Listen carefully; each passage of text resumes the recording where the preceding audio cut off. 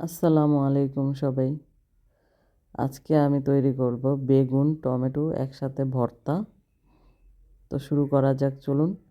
আমি প্রথমে বেগুন নিয়ে নিয়েছি, সেখানে সরষের তেল ভালো করে মাখিয়ে নিলাম। তারপর ছুরি দিয়ে বেগুন একটু কেটে নিলাম এভাবে চারপাশে। এই কাটা জায়গার ভিতর আমি রসুন গুঁজে দিব। তো দিয়ে দিচ্ছি আমি রসুন। এখন আমি চুলা অল্প আছে বেগুনটা বসিয়ে দিলাম। এবার আমি চারপাশটা ভালো করে সেদ্ধ করে নেব ঘুরিয়ে ঘুরিয়ে। আমার হাতের সাহায্যে এই ভর্তাটা খেতে খুব ভালো লাগে, আপনারা বাসায় ট্রাই করবেন। আমার ভিডিও ভালো লাগলে অবশ্যই আমার চ্যানেলটি সাবস্ক্রাইব করবেন।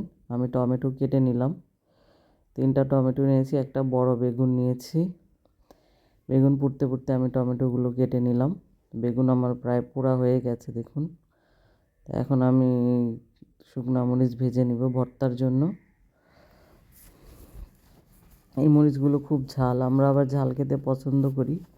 আপনারা ঝালটা আপনাদের আন্দাজ মতো দিবেন। এখন আমি সর্ষের তেল দিয়ে টমেটোগুলো ভাজবো। টমেটোতে আমি মরিচ মাখিয়ে নিয়েছি, মরিচ আর লবণ মাখিয়ে নিয়েছি। এখন আমি ভেজে নিচ্ছি অল্প আছে, উল্টে পাল্টে করে ভালোভাবে ভেজে নেব। আমার ভাজা হয়ে গেছে।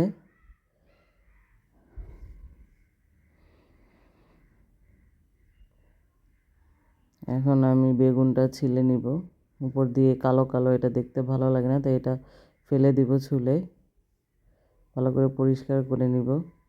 তো নিয়ে নিয়েছি, এখন আমি বেগুনের এই গুঁড়াটা ফেলে দিব। এবার শুকনো মরিচগুলো হাতে খুব ভালোভাবে মাখিয়ে নেব। দিয়ে দিলাম আমি পরিমাণ মতো লবণ। এবার খুব ভালোভাবে হাতের সাহায্যে আমি মরিচগুলো গুঁড়ো করে নিব।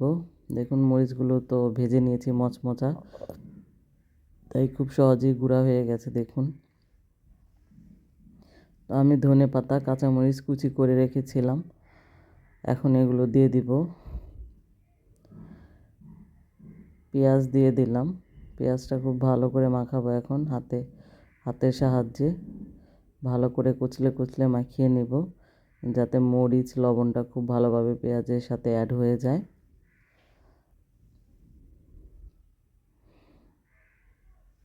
এখন আমি দিয়ে দিলাম সরষের তেল। খাঁটি সরষের তেল আমরা ভাঙিয়ে এনেছি বাজার থেকে সরষে কিনে। এখন দিয়ে দেব ধনেপাতা। আপনাদের এখানে যে সরষের তেল আছে আপনাদের ঘরে, আপনারা সেটা দিয়ে বানিয়ে নেবেন। তো ধনেপাতা দিয়ে দিব। এই ভর্তাটাও আমার খুব ভালো লাগে, আমি একটু রেখে দিব এই ভর্তাটা। তো আমি অল্প একটু রেখে দিলাম ভাতের সাথে খাওয়ার জন্য। এটাও কিন্তু খুব মজাদার ভর্তা। তো এর ভেতর আমি বেগুন দিয়ে দিব। দেখুন বেগুনের ভিতরে কোনো পোকা নেই। সিদ্ধ করার পর কালো কালো হয়ে যায়, যদি পোকা থাকে ওই জায়গাটা জমাট বেঁধে যায় কালো হয়ে। দেখুন বেগুনটা একদম ফ্রেশ। এবার নিয়ে নিলাম টমেটোগুলো। এখন আমি খুব ভালোভাবে মাখিয়ে নিব। হয়ে গেছে আমার খুব মজাদার ভর্তা। এই ভর্তা দিয়ে আপনি 2 প্লেট ভাত অনায়াসে খেয়ে ফেলতে পারবেন। এবং অবশ্যই বাড়িতে সবাই ট্রাই করবেন বেগুন টমেটো পেঁয়াজ ধনেপাতার ভর্তা।